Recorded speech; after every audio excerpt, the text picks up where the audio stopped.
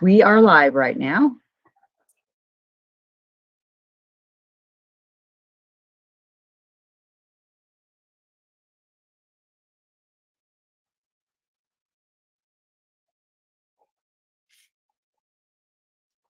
Good morning.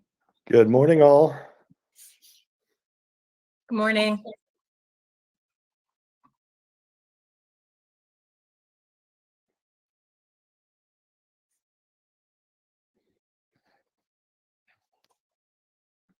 Do we know, I know that we're starting a little later than we had initially hoped for.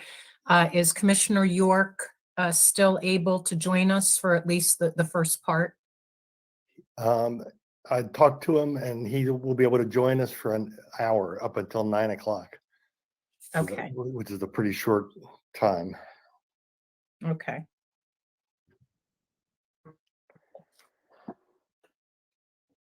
I think we could get to the relevant parts.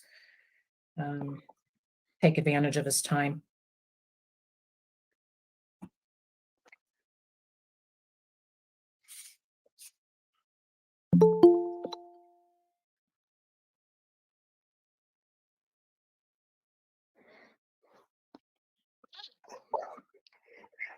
It rained here this morning. Didn't expect that.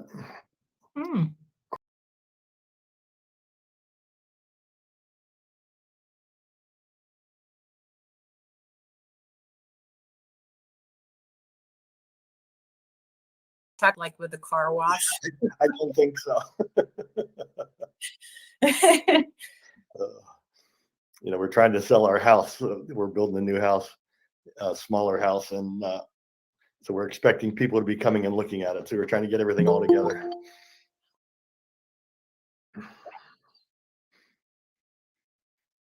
That's well, you know the rule, right? As soon as you Yeah. wash.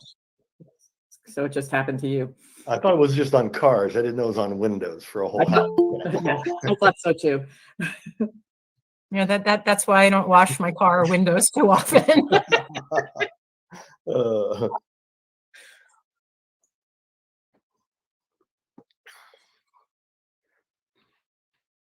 Morning, Brian. Morning, Lori.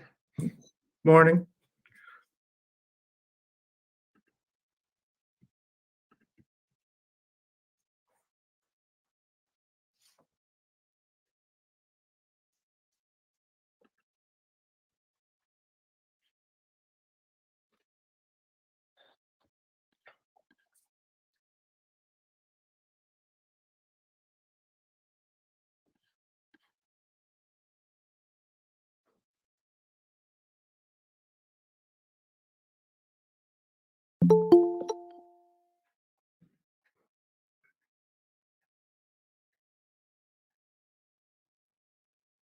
Good morning, mapping.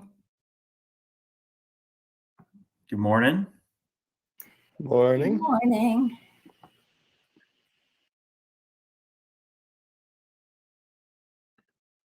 I don't see legal yet either. Speaking of legal.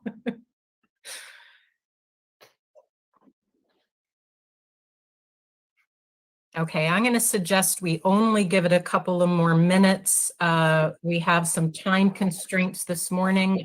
Commissioner York, who just joined us, is available for an hour, so I'd like us to be able to start as promptly as possible. Vice Chair Watchman has not dialed in yet.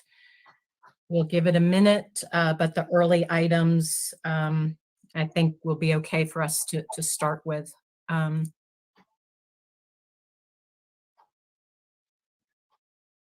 Is everybody else ready to go, or is council in place?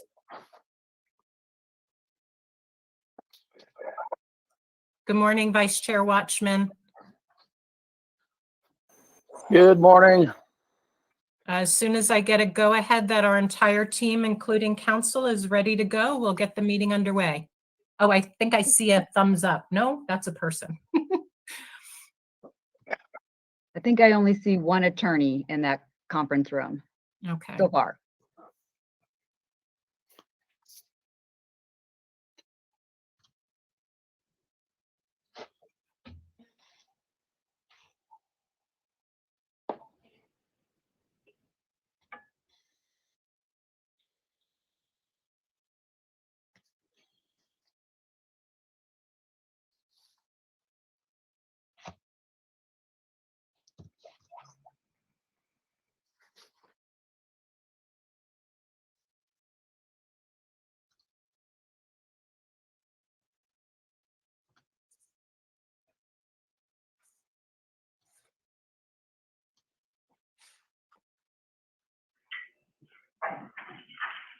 Madam Chair, can you hear us? Yes, we can hear you. Welcome. Okay, sorry. We had some technical difficulties. The folks from Snell are going to be here in a few minutes, but I think you can get started. Okay. Thank you, everybody. Welcome, everybody. Hope everybody got great rests over the weekend. It was a hardworking week, and it's great to be back on Tuesday morning. We'll dive right in. Agenda item 1, call to order and roll call. 1A, call for quorum. It is 8:02 a.m. on Tuesday, October 26, 2021. I call this meeting of the Independent Redistricting Commission to order. For the record, the Executive Assistant, Valerie Newman, will be taking roll. When your name is called, please indicate you are present. If you're unable to respond verbally, we ask that you please type your name. Val. Thank you, Madam Chair. Vice Chair Watchman, Present. Commissioner Lerner, Present. Commissioner Meal, Present. Commissioner York, Present. Chairperson Newberg. Present. And for the record, we also have in attendance today Executive Director Brian Schmidt, Deputy Director Lori Van Haren, Public Information Officer Michelle Crank, Community Outreach Coordinators Marie Chappell and Alex Pena. Our legal team is comprised of Brett Johnson and Eric Spencer from Snell and Wilmer, who will be joining us shortly, Roy Herrera and Daniel Ariano from Ballard Spar. And we have our mapping team. We've got Mark Flahan and Brian Kingery from Timmins, and Doug Johnson and Ivy Beller-Sikansky from NDC Research, and our transcriptionist, Angela Miller. That's everyone. Thank you, Val. Please note for the minutes that a quorum is present. Agenda item 1B, call for notice. Val, was the notice and agenda for the commission meeting properly posted 48 hours in advance of today's meeting? Yes, it was, Madam Chair. Thank you. Agenda item 2, approval of minutes from October 21st, 2021. That was our deliberation day last week. We have A, the general session. We also have 2B. We had 3 separate executive sessions. The first one was seeking legal advice for VRA compliance, polarization, and performance regarding the congressional districts. Executive session 2 was regarding VRA compliance, legal advice on VRA compliance, polarization, and performance regarding the legislative map. And then the third executive session was pertaining to legal advice regarding a procedural issue where there was a chain of custody, a chain of being able to document changes of a map, in which we decided to no longer consider one of the maps. So if there's any discussion on the minutes, I'll entertain that. And if there are no discussion on the minutes, I will entertain a motion to approve the general session and 3 executive session minutes. Commissioner Meal, I move approval of all of those minutes. Commissioner Lerner, I second the motion. If no further discussion, Vice Chair Watchman, Aye. Commissioner Meal, Aye. Commissioner Lerner, Aye. Commissioner York, Aye. Commissioner Newberg is an aye, and with that, the minutes are approved. Agenda item number 3, opportunity for public comments. Public comment will now open for a minimum of 30 minutes and remain open until the adjournment of the meeting. Comments will only be accepted electronically in writing on the link provided in the notice and agenda for this public meeting and will be limited to 3,000 characters. Please note, members of the commission may not discuss items that are not specifically identified on the agenda. Therefore, pursuant to ARS 38-431.01H, action taken as a result of public comment will be limited to directing staff to study the matter, responding to any criticism, or scheduling the matter for further consideration and decision at a later date. With that, we'll move to agenda item number 4, discussion on public comments received prior to today's meeting. I will open it up to my colleagues if you have any thoughts or reactions.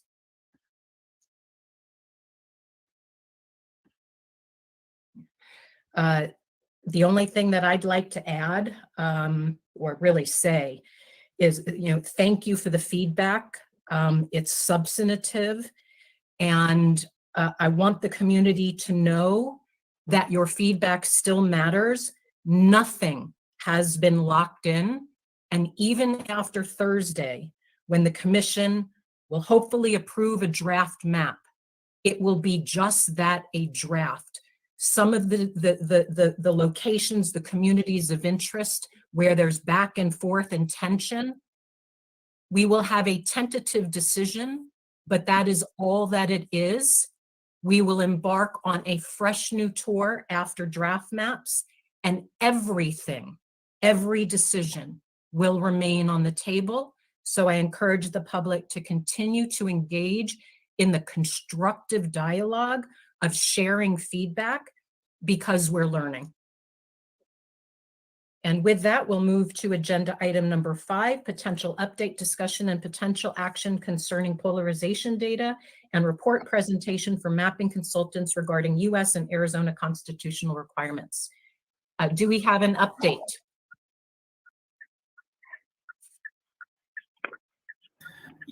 Yes, we have an update.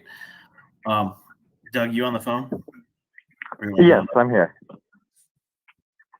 So just a quick update that legal has reviewed Dr. Hanley's report and cleared it. So we will be distributing that and posting it on the website hopefully later today, as soon as we can. Okay, excellent. So that report will be both available to the commissioners and the public today, it sounds like? Correct. And then the thought is on Thursday we can answer any questions once you've had time to read it. Excellent. But there's no new substance or anything beyond what Dr. Hanley's already presented. Okay, thank you for that. And can you just clarify for the public where they can find it on the website after it's put out? I'll have to defer to Brian or Lori on that. Okay. We'll make sure it is on the newsroom sometime this afternoon. Or as soon Okay, as we're so ready. look on the newsroom link at the top for the most current. Yes. Okay, excellent. If there's nothing else on that item, we'll move to agenda item number 6, draft map decision discussion. And before I turn it over to mapping and my colleagues, I just want to kind of orient us and remind us about what this agenda item is and the purpose of it. This is our chance to give, hopefully, which is, kind of our final or most important last thoughts to mapping and direction on both the legislative and the congressional maps. Again, with the understanding that these are tentative ideas that we're presenting to the community, and that we are not perfecting a map.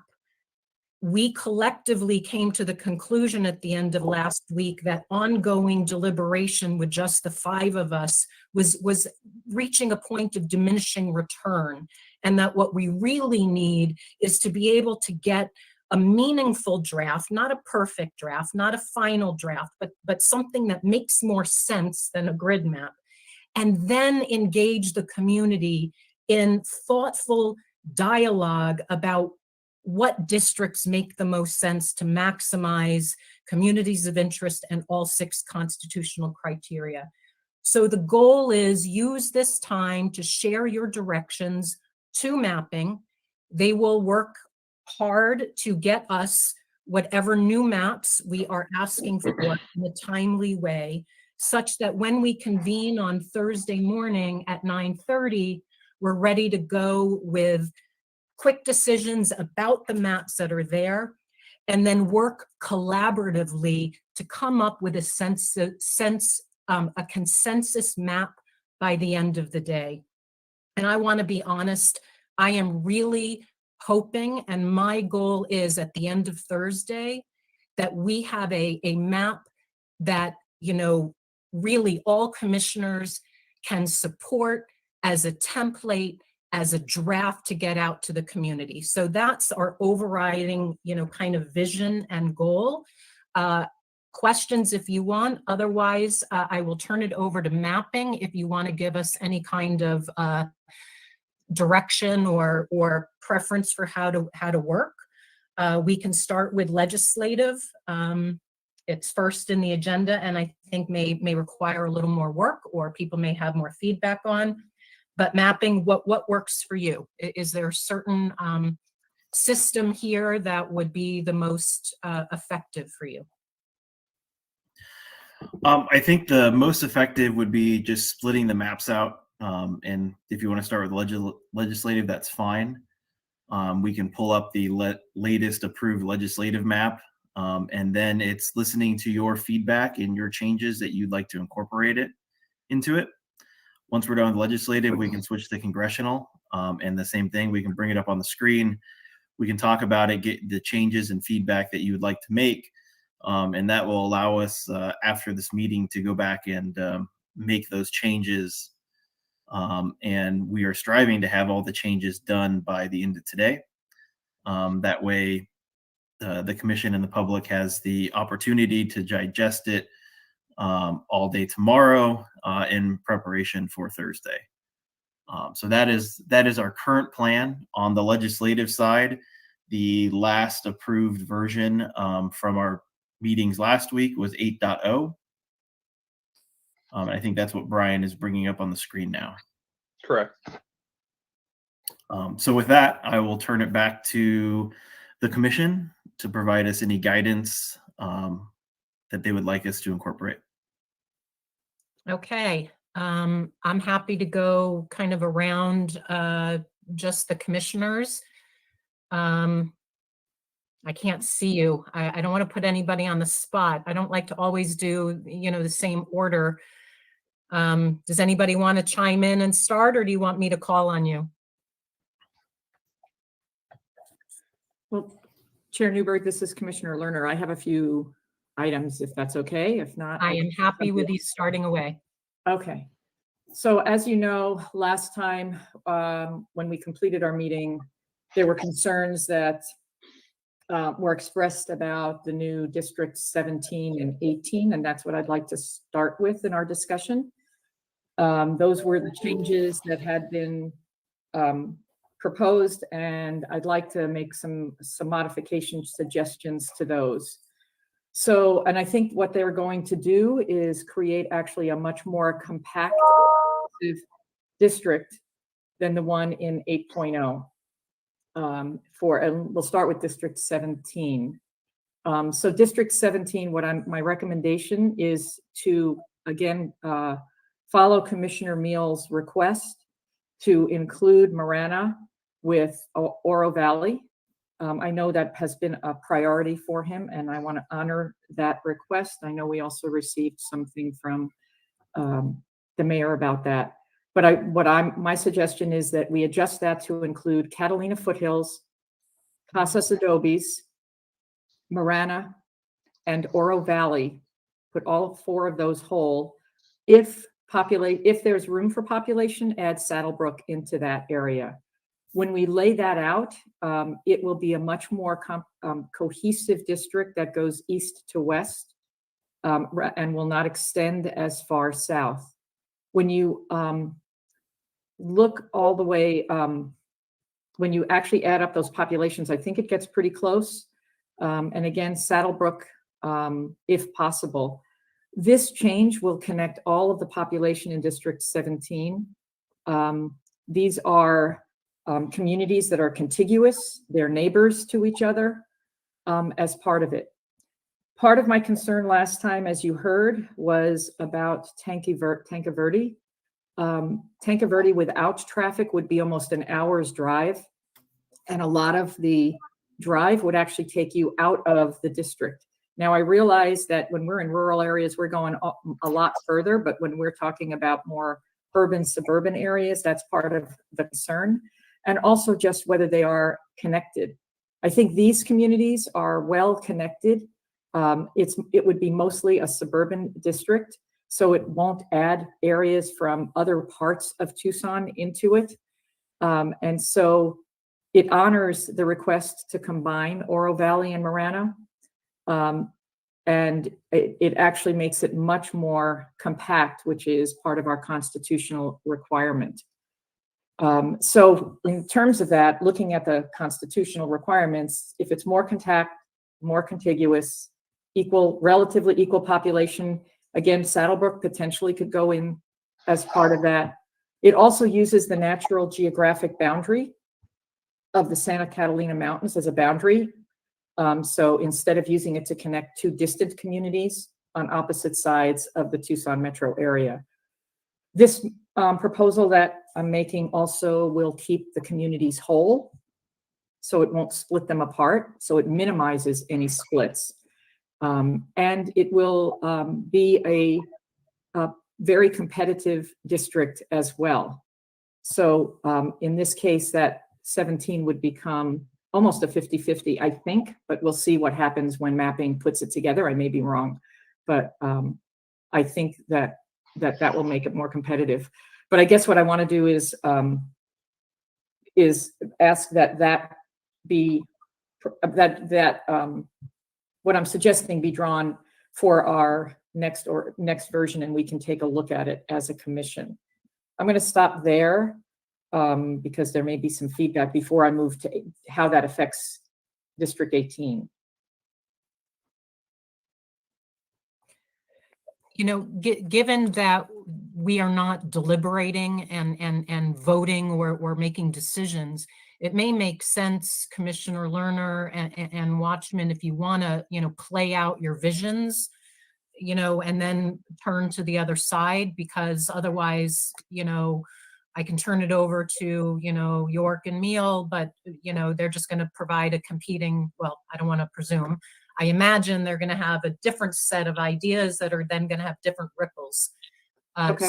So if it's okay with my colleagues, let me ask actually other commissioners, or how do you feel about allowing this procedural process so that Commissioner Lerner can complete a comprehensive thought, and then everybody will have that opportunity? This is Commissioner Meal. I greatly respect Commissioner Lerner's desire to draw an alternative map. And I think I agree with you, Chairwoman, to have her play out any of the changes that she wants and ask for that map to be drawn. And that's Okay. something we should then look at Thursday. Okay, please continue. Thank you, Commissioner. Can I ask a question on D17? Absolutely. When you say Saddlebrook, does that also include Saddlebrook Ranch? I would think so.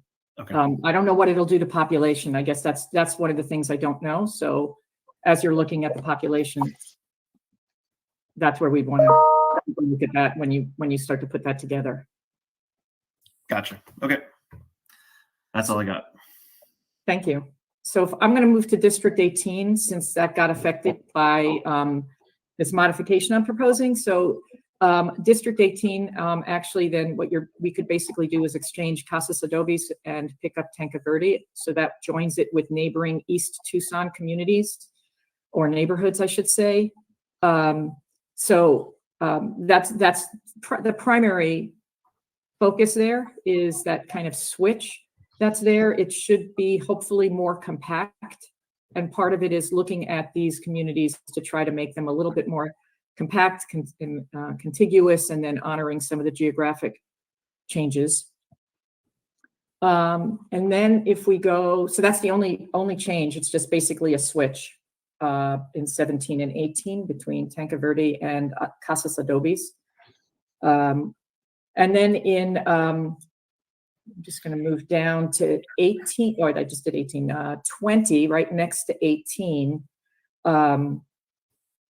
So with 20, one of the things that is there is, and actually, if you can pull in, if there's a way to move flowing wells into 18, sorry, into 20, as a way to balance the population,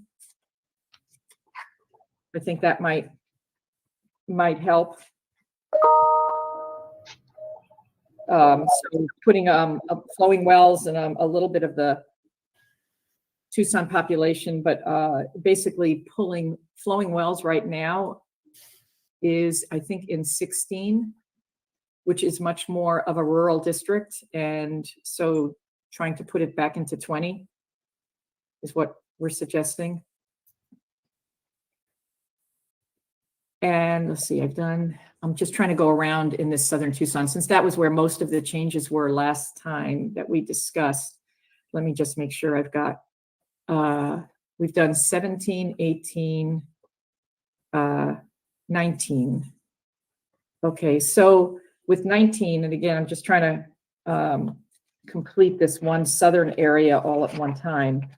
19, the suggestion is, again, as part of our effort to make things a little bit more compact, as part of that, add Rincon Valley and Vale, which were previously would have been moved out of other districts, and the area around it from District 17, because remember, if we're moving District 17 to being more compact, take Rincon Valley and Vale and put it into District 19.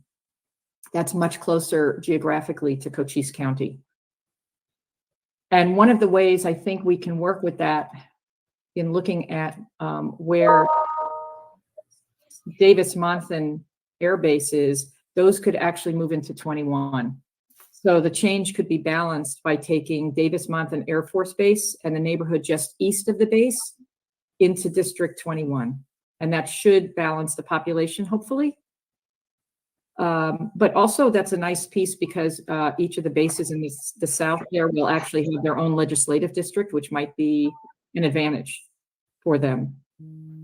So that also will create a much more compact shape. That's kind of the goal of all of this, is to make these more compact. Well, one of the many goals, I should say. And then for 2021 and 23, those are the Southern Arizona majority Latino districts that were there. So we want to just try to balance those in terms of population. I don't have very specific suggestions on how to balance those populations, but I think as they keep an eye on, as the mapping team keeps an eye on the Hispanic voting age population and performance in the AG and governor's races, that can help balance the populations in those areas. So I think those were the main things I had for the South. I think, unless I'm wrong, oh, I'm sorry, we can go a little bit further north. That was mostly Southern Tucson area that we spent a lot of time on last time, and I wanted to focus on that first to try to complete that discussion. As a result of some of this last time, remember we added in District 17, partly to balance, I think we were trying to balance some population and connections there. We had added Mammoth, San Manuel, and Oracle into District 17. What I'm going to suggest is, based on the new iteration that I'm suggesting, that we actually put them into districts, we move them into District 7. That's part, there are a number of other communities in there that are part of the Copper Corridor, and I think that's where they were originally, then we moved them out. I'm suggesting that this is actually a better fit for them in terms of their communities of interest. And I will say that in all these changes, I've been very careful to consider the constitutional requirements and communities of interest and connectivity, compactness, all of those areas. So the suggestion here is to add Mammoth, Oracle, San Manuel, and Campo Bonito back into District 7. And hopefully that will balance population-wise. I'm not sure where exactly that will end up as part of that. Yes. So you're thinking about cutting that district right on the county line? Yes, which is Okay. another reason to do that. Gotcha. Another possibility is whether we could, because we've talked about this before as well, we talked about this last time, if we can add Coolidge to District 16, which would join Casa Grande, Maricopa, and Eloy. If it if it can't be because of population, I don't know whether it can be. It can stay in District 7, but I think otherwise putting Coolidge in there might be a good link, a good connection for them into District 16. And if we're moving flowing wells out, it might balance it in that area for District 7. So that was, Yeah, Charlie shows District 16 is 11,000 short of target. okay, So with Coolidge being 13, that would almost be an even swap that no other change would need to happen okay. That's perfect. from then. first glance. Okay. Great. And obviously we're, I don't know whether all these population changes will work. That's part of what you'll all be able to let us know on Thursday. And then that's all I have for South Central Arizona. And then I just had one suggestion for the Phoenix area, and then that's all the suggestions that I had. And I may rely on this Commissioner York because he knows these areas real well as part of it. So I don't know if there's any other questions or anything on the Southern Arizona piece, or Chair Newberg, should I continue with this? Yeah, I'd like you to continue. It seems like you have a whole vision. We'll let your colleagues have a vision. And I just want to share with my colleagues, if, the one concern I have is I hope we're not going to arrive on Thursday morning with two dramatically different maps than anything we started from, that are so different from one another. And we're left, just be cognizant of that, colleagues, but go ahead. Yeah, and Chair Newberg, I think the majority of the Southern Arizona is actually going to be very similar to what we have right now. Yeah, there's just a few. I'm just trying to paint a big picture of imagining us coming together and working together through the day to bring a consensus map that can serve as a template for the community. So I just want to be mindful about the changes that we're making. We're not starting all over today. Right. That's all. So and then that's not just for you, Commissioner Lerner, because there's 3 others after you who are going to go. So go ahead, please finish. Okay, thank you. Yeah, it certainly sounds like a lot, but I don't know that it will be as much. And I'm of the same hope as you. Okay, not trying to throw a bomb into the whole system, blow it up. So the only thing I'm going to suggest, we talked about a couple of districts last time, but just for District 4, in trying to bring some communities together, if I'm suggesting that we actually take District 4 and try to have Paradise Valley become whole in District 4. So if we extend this, it's going to basically impact District 8 and District 4 only.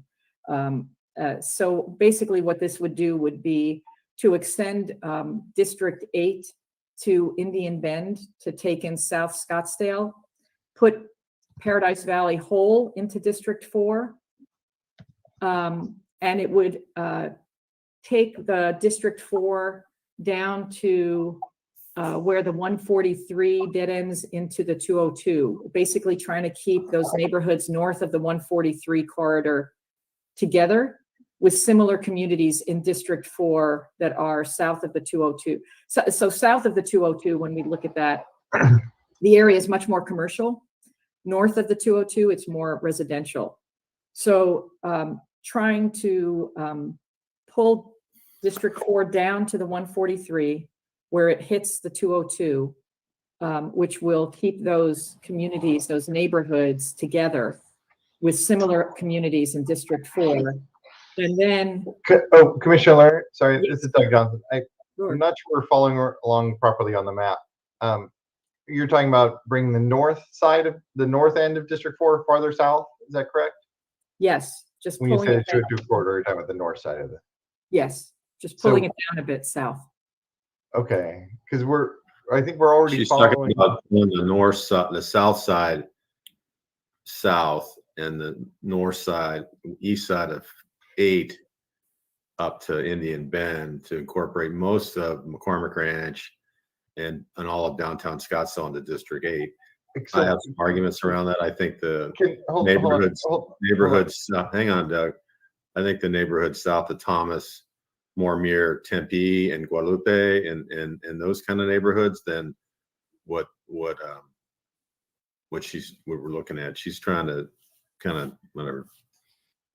Can I I appreciate what ask- she's trying to do, but Can I ask a clarifying question, Commissioner Lerner, because I'm trying to understand what your primary motivation here is, and there may be one goal that I actually have in mind with what you're sharing. I'm looking at District 8 and the Papago Park area, north and then west. That to me doesn't fit in with the broader Tempe area. I mean, that to me is beginning to get more into Phoenix City. So I don't know if that seems to be a part you want to merge into a different territory. I don't know if it goes into 4 though. I'm sorry, Chair Newberg, I was pulling up the map to get it close up to get to that. Could you clarify that? Could you just repeat that about the Papago Park? Is that where you're saying? On the very tip of, in D8, on the western side where D4 borders D8, that tip in the top towards the left Papago area moving left, that to me fits more with the Phoenix area, not the Tempe, kind of suburban area. So, But anyway, I don't know if that was. yeah, I would say trying- that's more like District 1 than it's like District 4, but I would try to keep District 4 north of Camelback. I agree. Up towards the 101 north. That's what. I agree with you. I agree. I wasn't saying where I wanted that population to go. I was just saying that is a population center that I don't love being there. And I thought that may have been in common with what Lerner was saying. So I just wanted to throw it out there. She's trying to pull Paradise Valley down into that. I don't agree with that. Okay. Well, let's let me. So you know what, because we're going to have these discussions, what I would suggest is we can talk about this because most of my comments, this was the only thing for this area. Okay. What I would suggest is let's have, let us have this discussion on Thursday. If I would be fine with holding off on this particular suggestion right now and waiting until Thursday when we could maybe discuss that if you'd like, because we might be able to find a compromise with all of us. So Okay, would that work? it works. Okay, so let's do that. And then for the legislative changes, those are, again, most of it was basically what we had talked about from last time about the Southern Arizona. So I would be done at this point and can with my suggestions. And again, we'll just come back to this on Thursday. But for the sake of time management, I know, hold on one second, Doug, because I know Commissioner York has a very short window. Commissioner Watchman, are you okay after Doug Johnson asks the question or whatever? Are you okay deferring to Commissioner York so he can get his comments in? I don't mind. Go ahead. Okay. Let's have Doug and Commissioner York. Okay, Doug Johnson, I know you had a question or something you wanted to chime in about. So just want to be sure we're understanding the direction completely. So at this point, there's no request for a change to District 4 at all?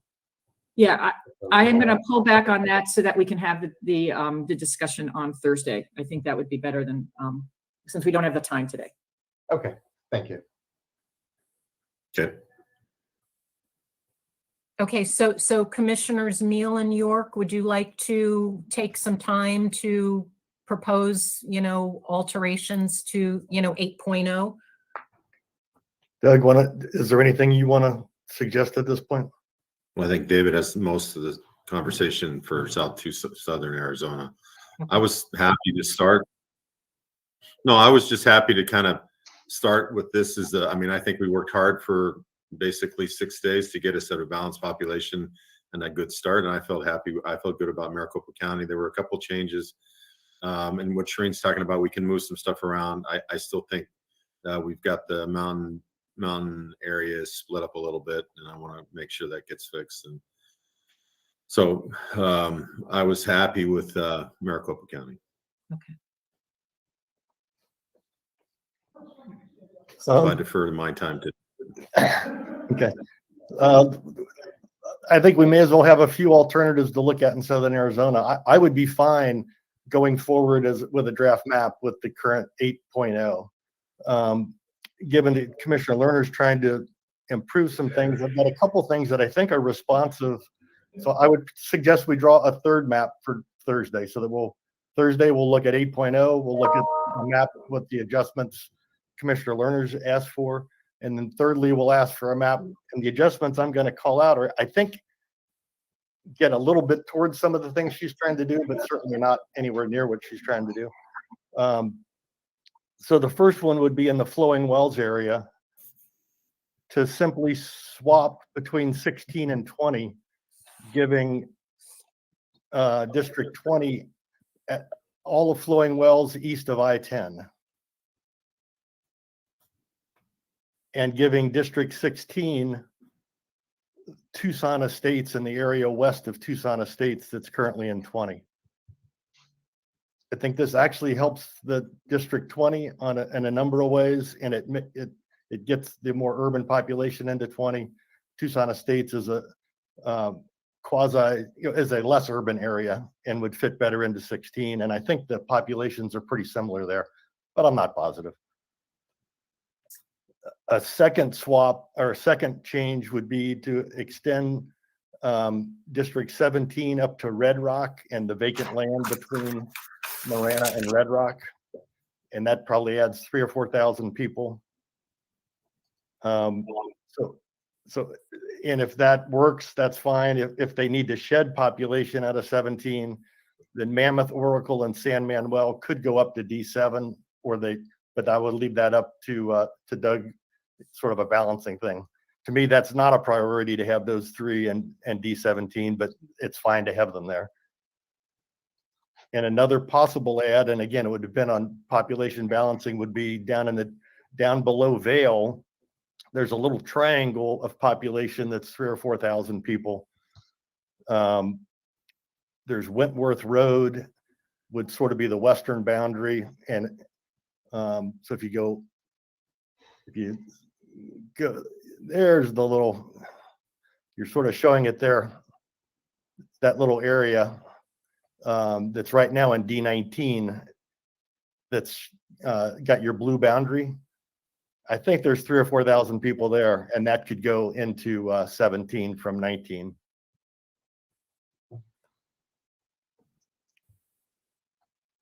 So that one and Red Rock probably are about the same population as Mammoth, Oracle, and San Manuel, and I think D7 could use the population of Mammoth, Oracle, and San Manuel. And I agree with Commissioner Lerner that actually is a good match going up there from a community of interest standpoint. And then I would like to test one other pretty significant change that may prove to be not thoughtful at all, but it would get to the issue Commissioner Lerner has raised about District 19 coming up into the urban part of Tucson. So this would stand on its own, separate from the other changes, and it's either going to end up proving to be a good idea or bad idea. But it would be to take District 20 and take that whole Davis-Montham area and really have District 20 connect over to District 17 substantially, certainly down to I-10, and could even go down a little farther depending on population balance, but at least down to I-10. And then to take out of District 21 would come over there, not 20. And then to take out of District 21,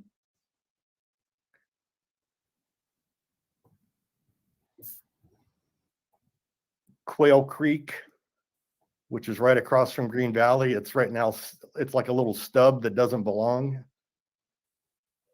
on the map. And it's a retirement community, very, very similar to Green Valley. So you take Quail Creek out and Tubac and Amato out and eastern Santa Cruz out. and you swap all those for that whole Davis-Montham area.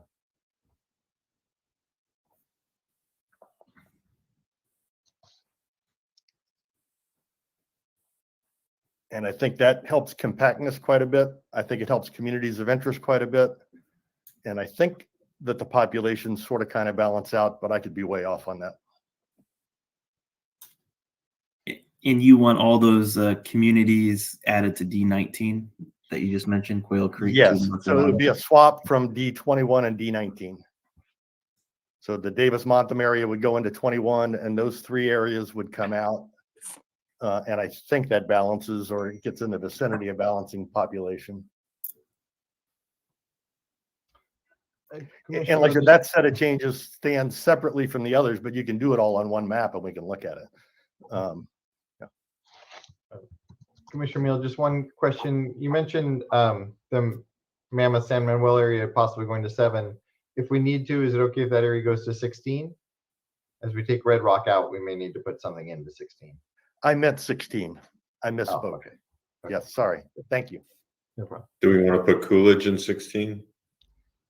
At this point, I think it's too much of a population shift. It's something we can definitely look at in a final mapping. But I think Coolidge going into 6 is as good a fit in 16 as it is in 7. So if there's any balancing you need to do, I would be fine with Coolidge going into 16.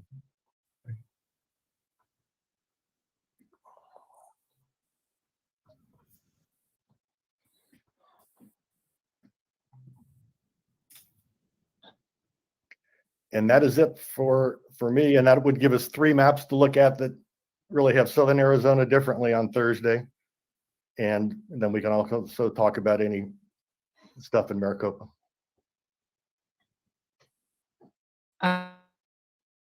Before we, close the conversation on the LD map, thoughts, different opinions?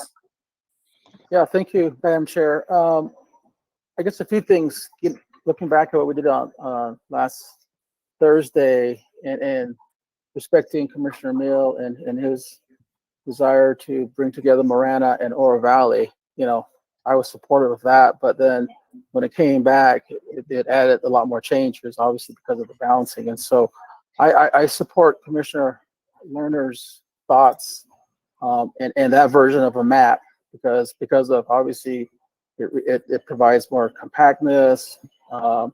It respects the communities of interest, especially for the Latinos and maybe we need to on Thursday we need to go take a look at what the Latino and the Latino coalition is thinking, just so that we check that because we need to look at all considerations. And I respect what Commissioner Mill has put on the table, and that comes from there was a submission from the business community in Southern Arizona, which is great. I think we need to go back and also look at the Latino community, especially for the Tucson area. I think that's important. And so I support Commissioner Lerner's thoughts and process. Now on the tribal side, I'm hoping that we've heard from Navajo and a few others from the northern tribes, and I'm hoping by Thursday, if not discussion on the draft maps, but I'm hoping that we'll hear from the other tribes in the state. And so that's my hope, and I think our staff is trying to reach out to them, but we also have to consider them, even though, as you said, Commissioner, Madam Chair, that it's a small percentage of population in the state. I think we still need to give them some consideration.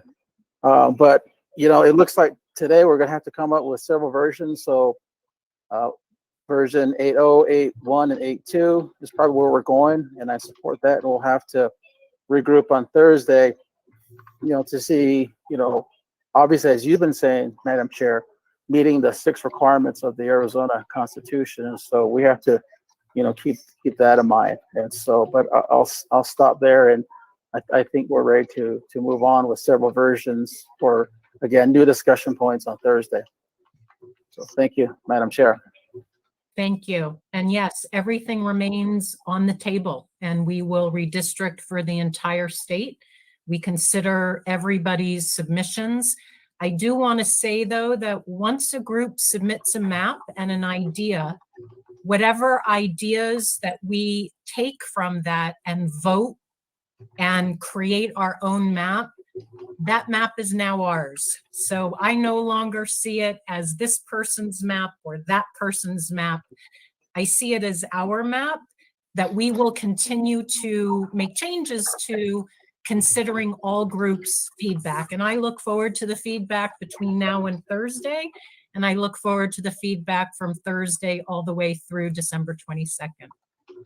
So, and I think this is a great plan. I look forward to seeing, what's going to be really 2 different iterations. We've had, I think, a good amount of time to study the demographic variables, the maps of 8.0, and we can now contrast that against 2 different options. It sounds like the bulk of it will be different in the southern area. We'll come up with a starting point that will be just a starting point. And I'd like to reiterate that we may have 2 different visions, that ultimately my idea is we could bring them together to find something that we could all feel good enough about to, get it out to the community. So if there's nothing else with legislative, I'm going to suggest that mapping, unless you have more specific questions, we bring up the Congressional Map 6.0, which was our last approved iteration.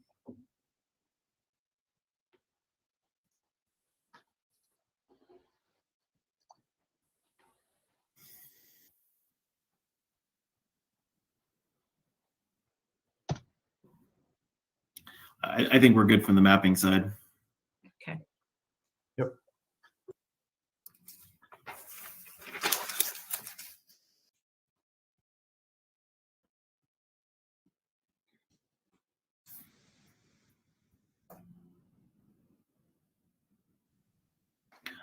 So Brian's bringing up the congressional map, and from last week, the version that you guys last adopted was 6.0, and that is on the screen.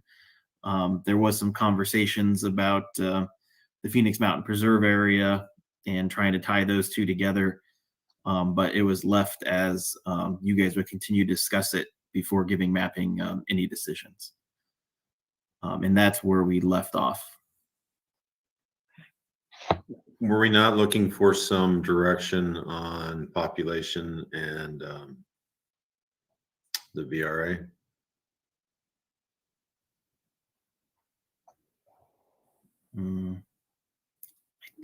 I honestly don't recall. Doug, do you Yeah, recall? We were hoping to have,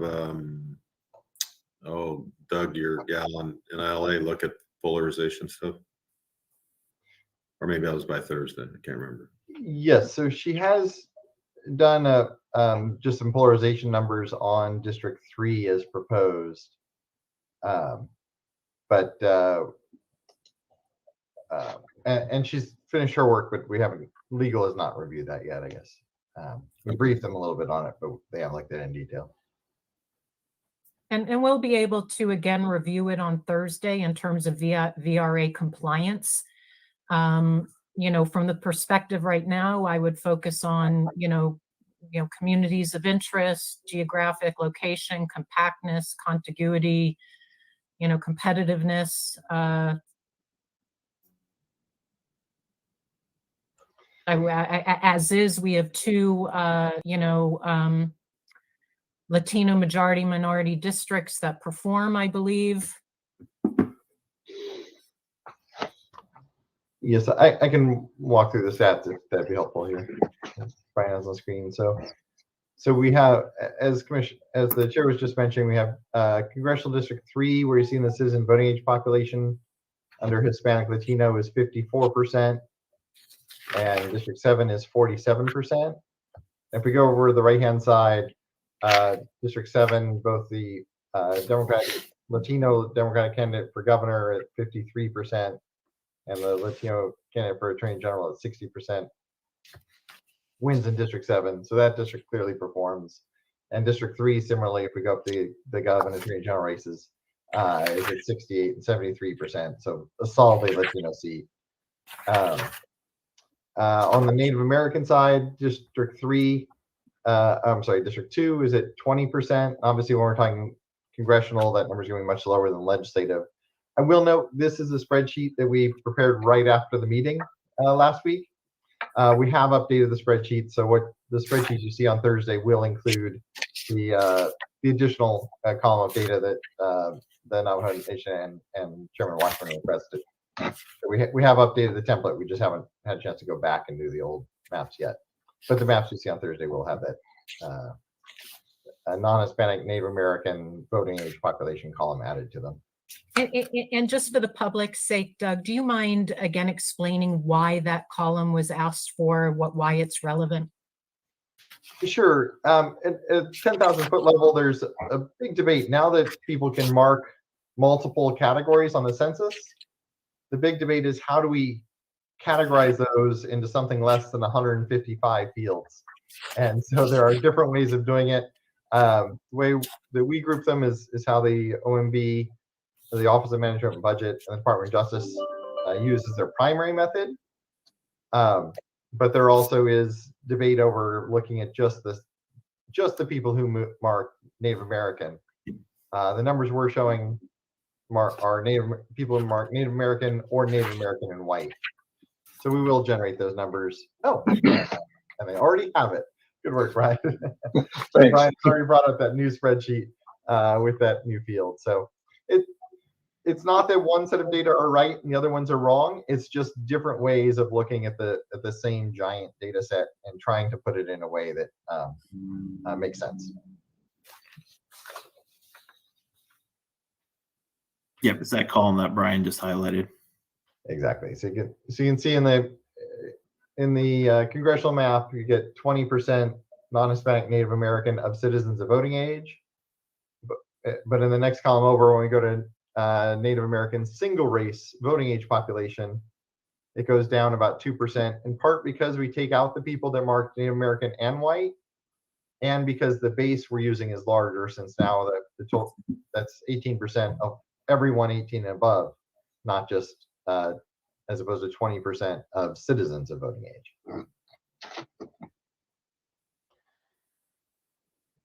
Thank you. Colleagues, any direction to mapping on the congressional map? And we do have that available for the legislative as well. And I'll update both of these PDFs on the hub site shortly. This is Commissioner Meal. It was my impression when we left our last meeting that the five of us were sufficiently comfortable to move forward with this map as a draft map, even though I think all of us would have changes we would want to suggest. If I'm wrong on that, and either Commissioner Lerner or Watchman would want to make comments today, then I've got a set of comments for today too. But I would be happy to say nothing and let us go forward with this map on Thursday, unless they would agree with me. I will say that we got a letter this morning, or at least I first saw it this morning, from Mayor Romero of the city of Tucson, and I agree with a lot of what she has in her letter. So I would like the public to know that we've received that letter. And even if we proceed with this draft map, that I would be committed to looking at some of the changes that Mayor Romero has suggested when we do get into the final mapping stage.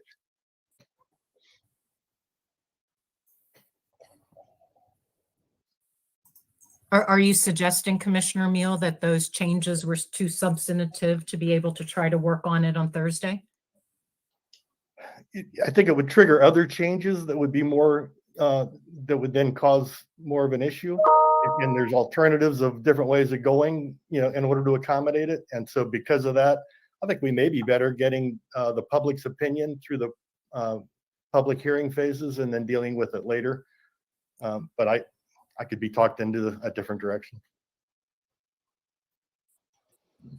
Well, and to make a comment, this is Commissioner York. One of the things that I felt that we needed to wait and hear was the legal analysis of Congressional District 3, because if there's some boundaries around the west of there that we could add or subtract based on what that analysis is to make that more majority district. So I'm fine with this map until Thursday, until we hear that report. So that's kind of where my head's at.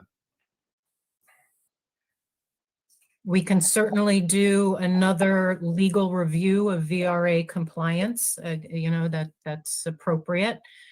But colleagues, any other substantive changes or suggestions before Thursday? This is Commissioner Lerner, just as a, oh, I'm sorry, Judge Johnson, did you have something? Just on the voting rights front, I was going to ask if the commission would be comfortable as legal reviews the numbers, and if we do come up with a theory of something that might make the map more defensible, would the commission be comfortable if we draw that today or tomorrow and bring it to you on Thursday as opposed to waiting to get direction on Thursday? Commission Chairwoman, Yes. can I say a comment real quick? I just want to clear the record to make sure there's no misunderstanding. That the VRA data for which the commission is going to be analyzing for CD3, CD7, whatever, or legislative district will be coming from Timmins as well as Lisa Hanley, who's part of NDC. Of course, the commission at any time can ask for clarification or legal guidance on that, but I didn't want anybody in the public to misunderstand that there was a legal analysis that was outside of the scope. Correct. We are seeking ongoing. We have been seeking legal advice based on the data provided to us from Timmins and DC.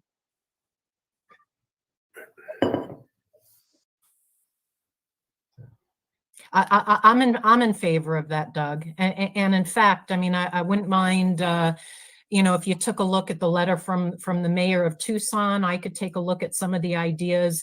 And if there are some ideas from the mayor of Tucson that are somewhat compatible or fit in with Commissioner Lerner's ideas, I mean, I don't feel the need to blow this map up, and we do have a lot of changes, but if there's a way to fine tune it before the close of day Thursday, I find that to be attractive. Chairwoman Newberg, if we were going to make any changes in Southern Arizona, I would want to give some opinions. And so I would either like to sort of not do that or know that we're doing it, and then I would speak up. What about what Doug asked, though, as it relates to the majority minority district? In District 3, I will leave that one to Commissioner York. No, I'm in favor of looking at that if there's some way to make that more compliant. Okay. This is Commissioner Lerner. I actually think that because the mayor's letter came in while we're still having these discussions, we should take a look at it while we're still deliberating at this point. It may be that we can't include everything. There may be some things that are a little bit different from what we're thinking, but I think it is worth us taking a look at. There may be overlap between what Commissioner Meal and I have proposed as well already. So it might be that we're already somewhat aligned with a lot of those things. So I think on Thursday, we should take a look at it. I looked at it very briefly this morning, the letter, but I did not have time to study it to see how it compares to both what I was suggesting as well as what Commissioner Meal has suggested. But I think that it came in time for us. I think it's worth us taking a look at. Just as a clarification, Commissioner Lerner, her letter only dealt with the, at least on my quick reading, it only dealt with the congressional district. It did not deal with the LDs. And that's why I was saying what I was saying. So, well, and my concern was it was only, I think we received it 10 minutes before we started the call this morning. And so we need some time to review it. But I have no problem looking at it on Thursday or considering her suggestions on Thursday. That would be great. That's all I would agree then. I mean, I had not taken a close enough look at it, so I appreciate that clarification on that. But I think it's worth taking a look on Thursday because it might just be tweaking some boundaries here and there. And it relates to some of the maps that have been submitted as well. So if we could do that, that would be great. Right. As far as the congressional, and I know Commissioner York, you need to head out, so I don't want. My suggestion is that I do have a couple of thoughts, but to keep us moving today, if it would be okay, my suggestions on, and I'll tell you up front, so Commissioner York, you could always take a look in advance in that area. But I was kind of looking at ideas of adding Sunny Slope and the North Mountain Preserve into District 1, and then and we can talk about this more in detail on Thursday. Cave Creek, Carefree, New River, Anthem, that area into District 8. And because I think Sunny Slope and North Mountain areas are more aligned with District 1. But Commissioner York, for the sake of time, would it be okay for us to have that discussion then on Thursday, where we take a little bit of a closer look at that, look at some of the school districts, population changes, and all of that?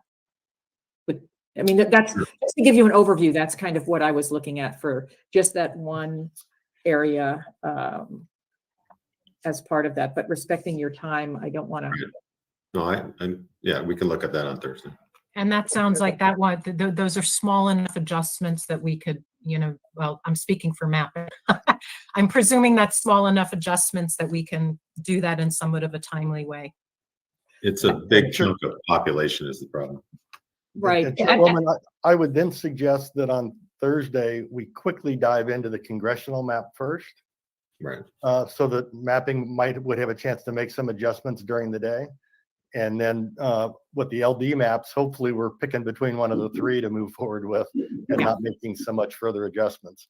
And I think that would then work out well and we could still be timely on Thursday. I would just like to have people have appropriate expectations. I expect that when we adopt a map and we vote on an LD map, I expect that there's going to be ongoing deliberation.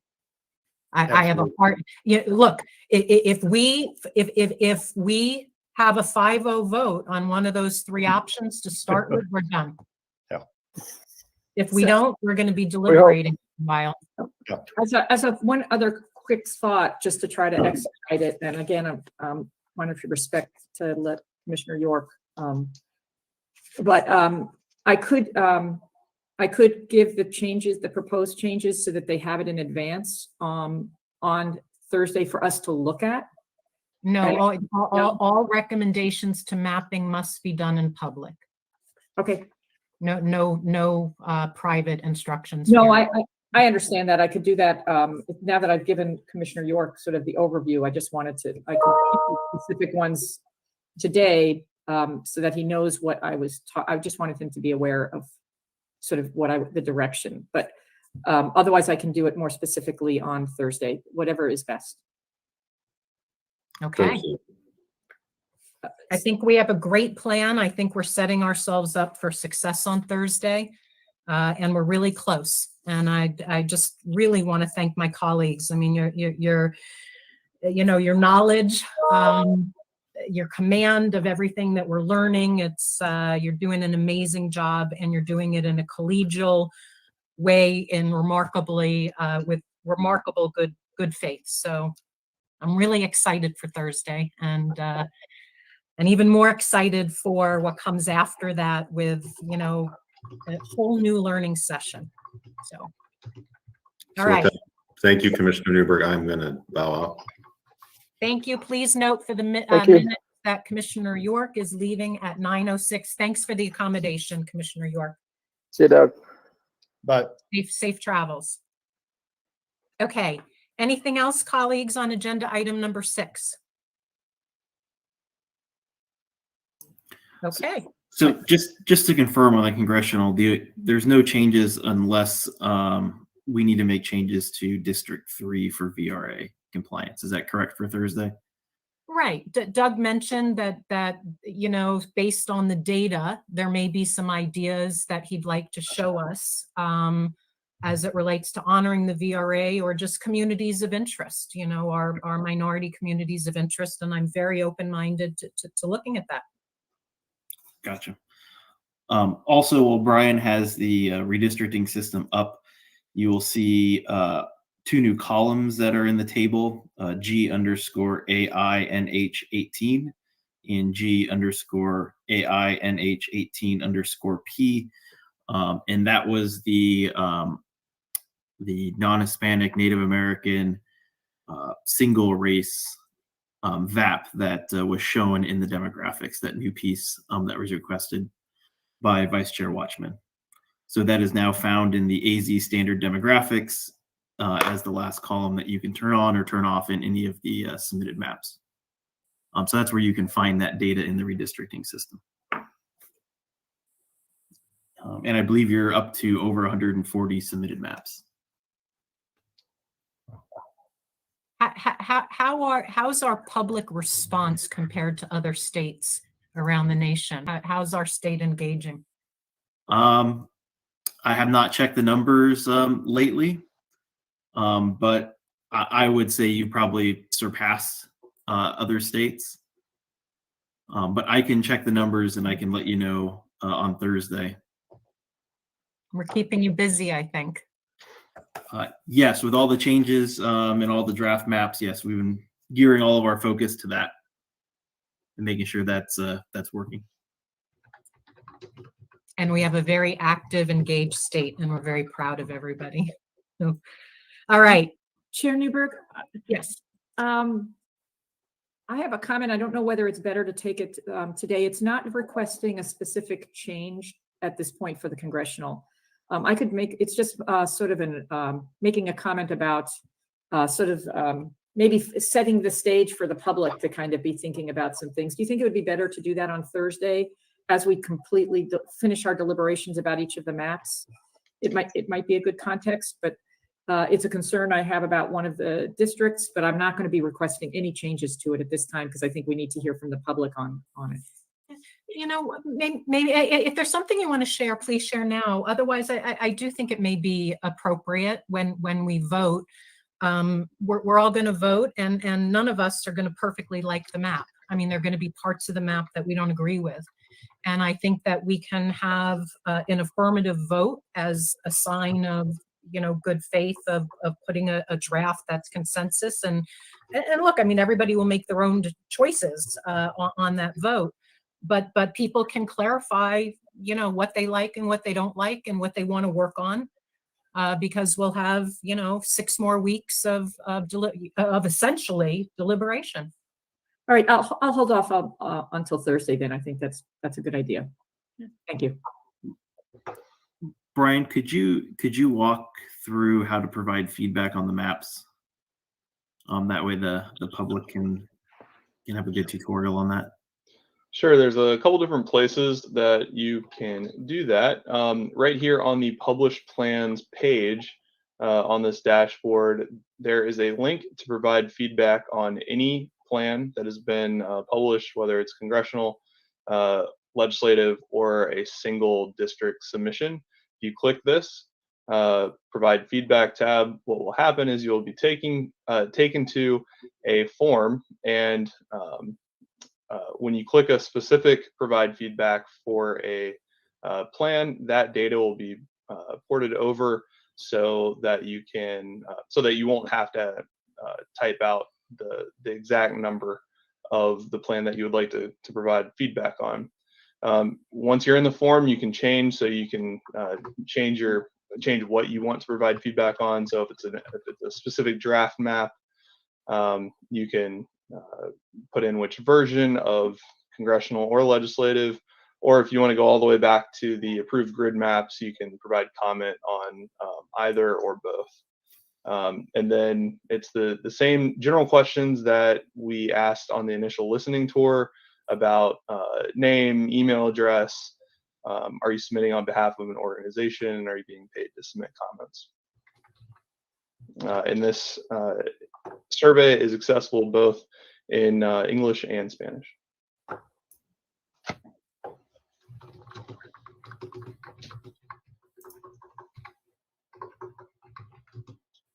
Thanks. And you can also do that from the draft map page, correct? Correct. So here we have the different series broken out. Below each title is provide feedback. So it'll take that same information of the specific plan and put that into the survey to go ahead and give you a head start. Also on the bottom of the published plans page is the form, is the blank form also available. It's the same form, just blank. And then also in the published plan viewer, you can click the bubble icon next to it, and that's simply just another way to access it. So we put it in a couple different places for ease of access. Thanks, Brian. Yeah, I'd like to really thank you. Every week you continue to make all of our links more user friendly, all of the different mapping tools, and there's just constant improvement in ease of use. So thank you.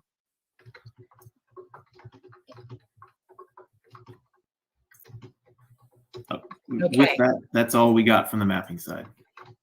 All right, thank you so much. And with that, we'll move to agenda item number 7, Executive Director's Report and discussion thereof. We have 2 items, listening tour and budget update. I turn it over to Brian and Lori. Thank you, Madam Chair. I am going to let Lori discuss the tour just briefly.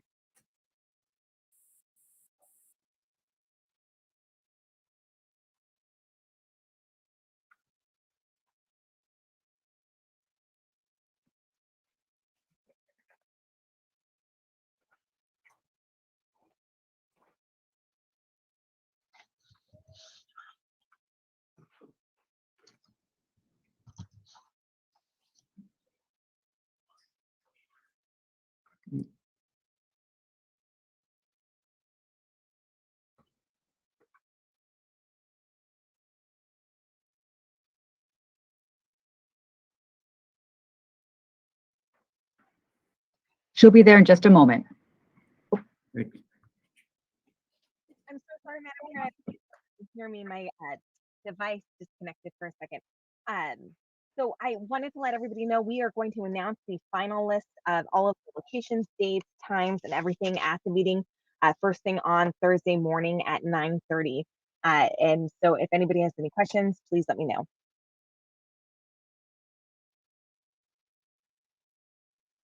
The only thing that I want to add is I know the public and commissioners are waiting anxiously for us to lock in these days. What we're finding, well, what I'm learning, I'm sure event planners already know this, is doing a tour like this is kind of like doing a map. It's all a ripple effect. And so one little change then ripples through all of the other calendars.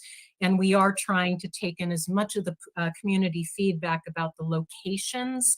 And so I appreciate everybody's patience. It's just a lot of moving pieces to try to, get it as right as we can. So thank you, staff, for continuing to stay on it to make it work as best as possible. Anything on the budget? Not today. We will have an updated budget for you on Thursday. Okay, you got it. If there are no other questions, we can hold off the conversation on these issues until Thursday, maybe when our mapping team is busy working. If nothing else, we'll move to agenda item number 8, discussion of future agenda item requests. One thing that I know that I've wanted to make sure it's on a future agenda item is I'd like for us to be able to talk through plans for deliberation in December, both, method and specific dates. I have some ideas in mind about, what works, what doesn't work, what would better work for me. We also, though, just have the realities of time constraints. And so before we conclude today, I'm actually going to ask commissioners to go through our calendar. But that's a topic that I'd like on a future agenda item. Anything else from my colleagues?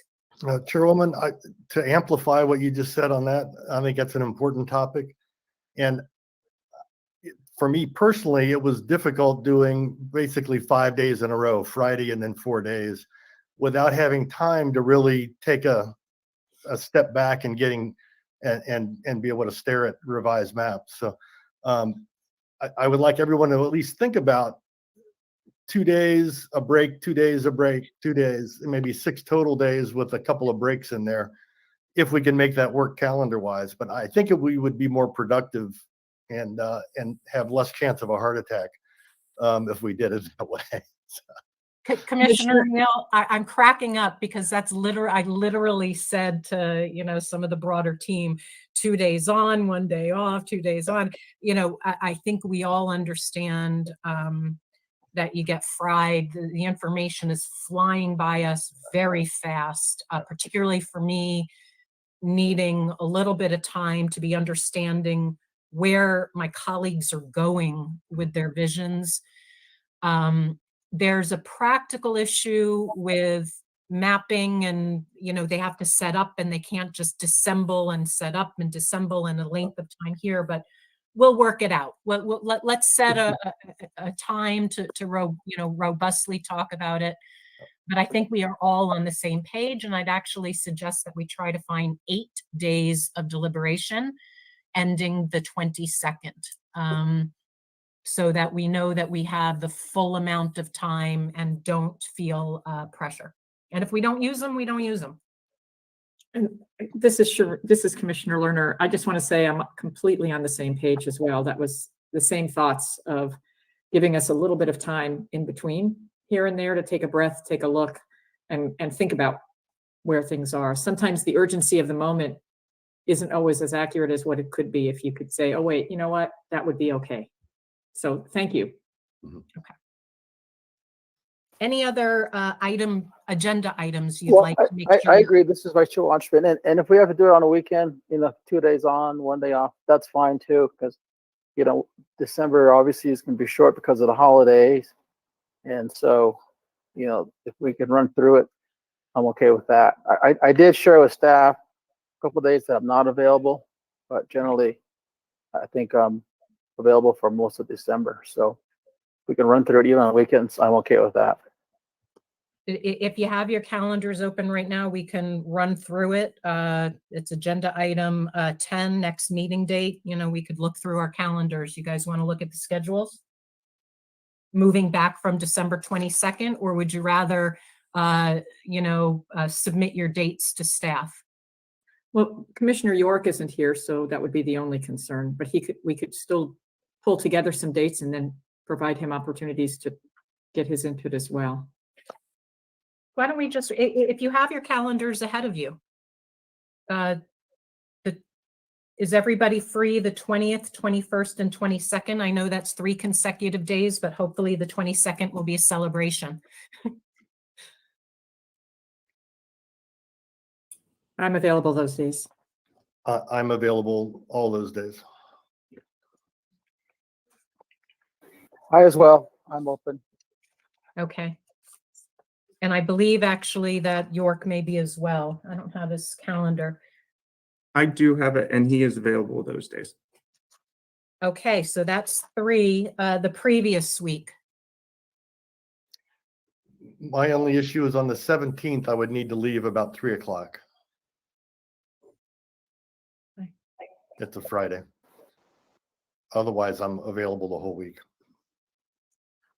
I think I'm not available on the 13th and 14th. And maybe on the morning of the 15th. And I'm not available. Oh, sorry. Commissioner York is not available on the 15th.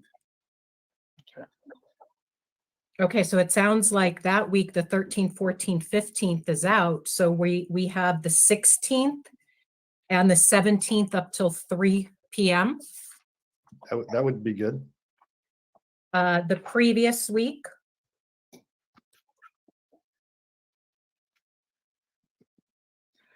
So the only thing on the 17th is if we could start, I know it would make a shorter day, but I have a board meeting in the morning at 7:30. So if I could at least attend half of that, if we could start at 8:30 that day, just instead of 8, I could leave the meeting early. Okay, I can already tell working backwards, we're not going to have enough days and we may need to look at weekends. So let's look at the week of the 6th. I'm available the whole day of the 17th, just starting, if you can just start a half hour later, that's all I meant on that day.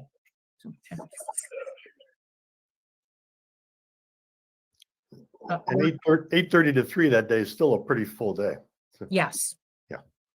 Okay. So we have 5 days so far.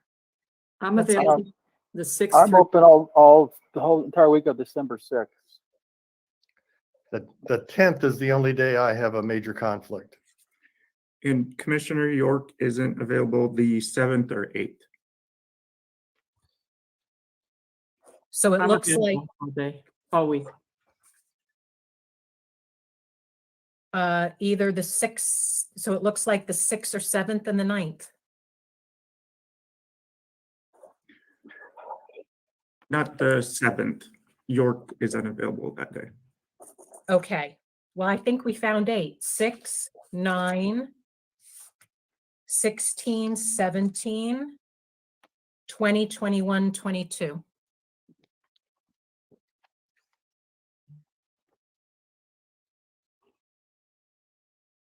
And we could talk with mapping about efficiency. You know, we start on the 6th, we may not meet again till the 9th.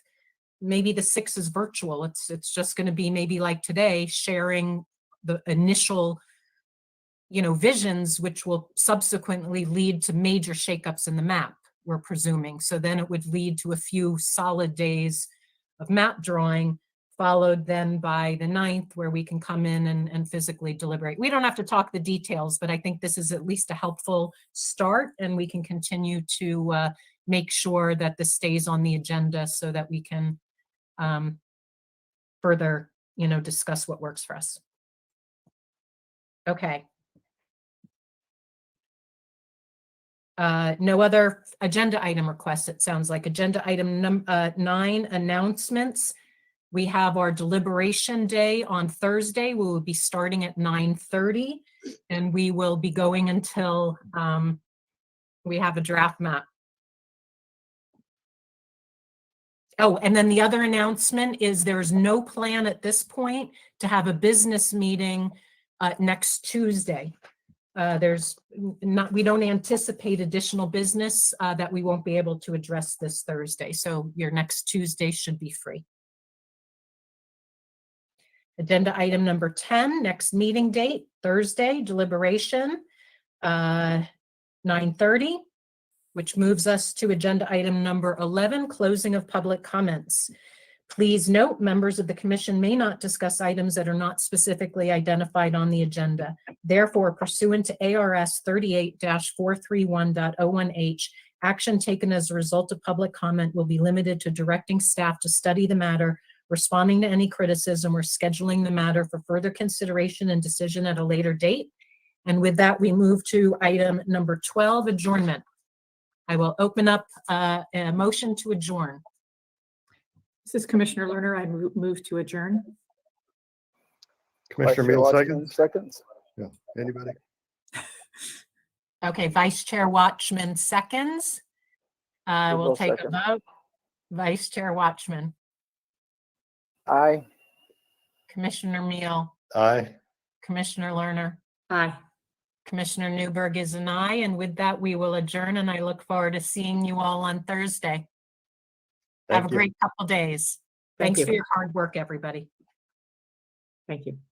Bye-bye. Thanks.